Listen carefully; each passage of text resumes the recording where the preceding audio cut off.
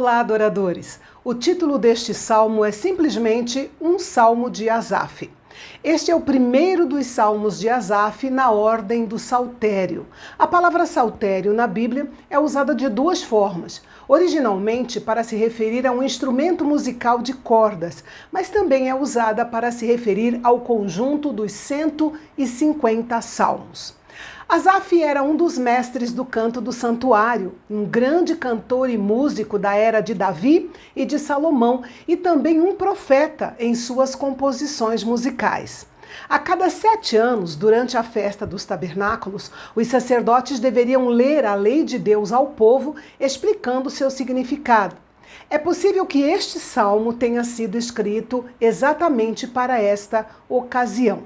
O salmista Asaf começou referindo-se a Deus com um majestoso amontoado de nomes divinos, como se um arauto estivesse proclamando o estilo e os títulos de um rei poderoso na abertura de um julgamento solene.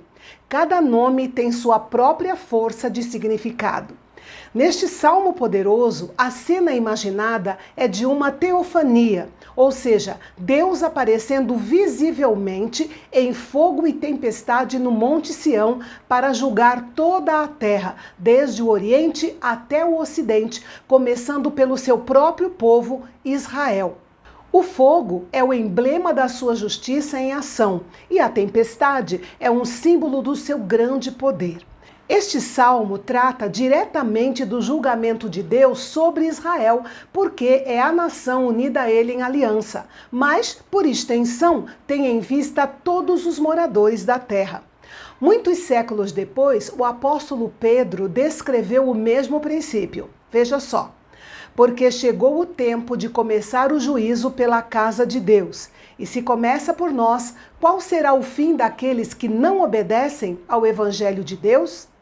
Note que Deus reúne seus santos para julgamento, tendo o mundo como testemunha.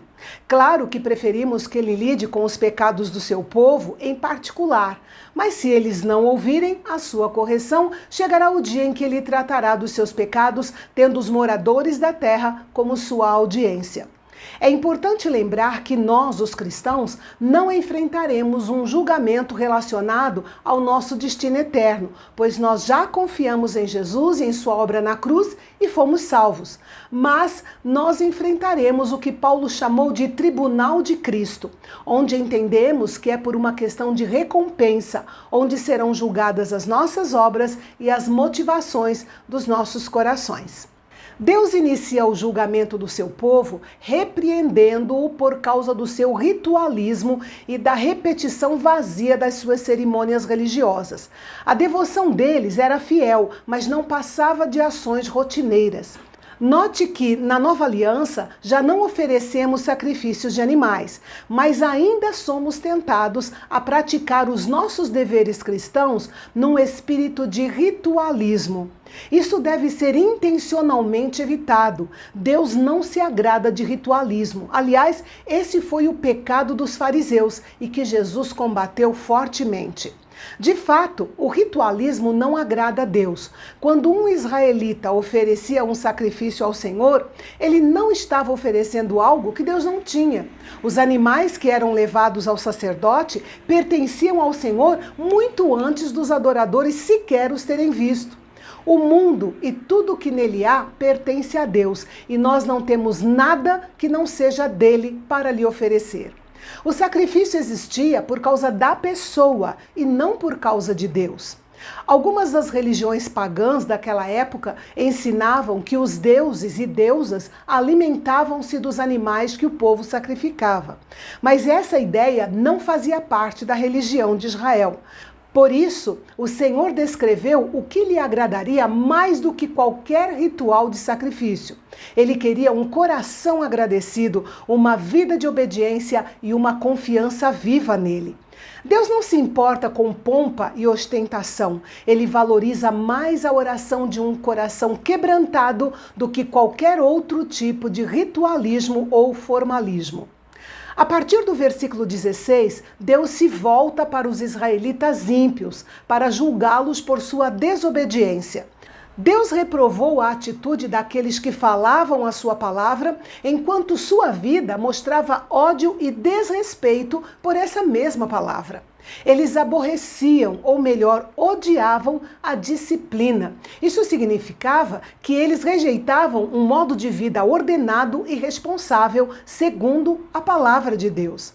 Note que as acusações específicas de Deus são representativas dos 10 mandamentos dados a Moisés: roubo, adultério e difamação. Os ímpios não apenas consentiam com os pecados de outros, como também participavam deles e tinham prazer nisso, colocando-se debaixo da mesma condenação. O pecado reside tanto no ato quanto no consentimento. É interessante como a impiedade faz o homem perder de vista a santidade de Deus e julgar mal a graça de Deus, fazendo com que ele interprete o silêncio de Deus como conivência com sua vida de pecado. Esse erro é mais comum do que parece. Muitos cristãos cometem o mesmo erro várias vezes e confundem o tempo generoso que Deus dá para confissão e arrependimento com o sentido de que ele não está se importando com o pecado. O silêncio de Deus é uma forma enfática de expressar sua tolerância paciente para com o pecado. Essa longanimidade tem o objetivo de nos levar ao arrependimento e indica que Deus está relutante em nos disciplinar da forma que merecemos. Mas, como mostra a experiência, muitas vezes a pessoa tem uma interpretação atrevida do silêncio e da misericórdia de Deus e acaba colhendo o fruto do seu próprio pecado.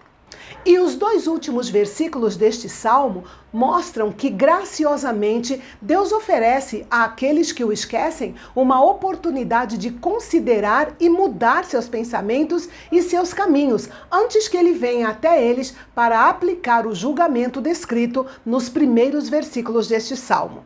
O Senhor diz, pela boca do salmista, que quem oferece sacrifícios de ações de graças ou de louvor, esse o glorificará. Isto fala do aspecto de abandonar o ritualismo e vir a Deus não em cerimônias vazias, mas com um coração totalmente rendido.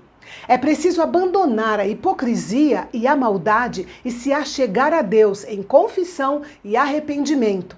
Abandonar o ritualismo e evitar a hipocrisia nos coloca em condições de receber o que há de mais precioso, a salvação de Deus. E o salmo de amanhã é um salmo muito conhecido, no qual Davi confessa que pecou em assassinato, em adultério, em encobrir seu pecado e em dureza de coração quanto ao arrependimento. Vale a pena conferir o conteúdo deste salmo maravilhoso amanhã, aqui no canal Bendito, o canal de Fala Fácil. Até lá!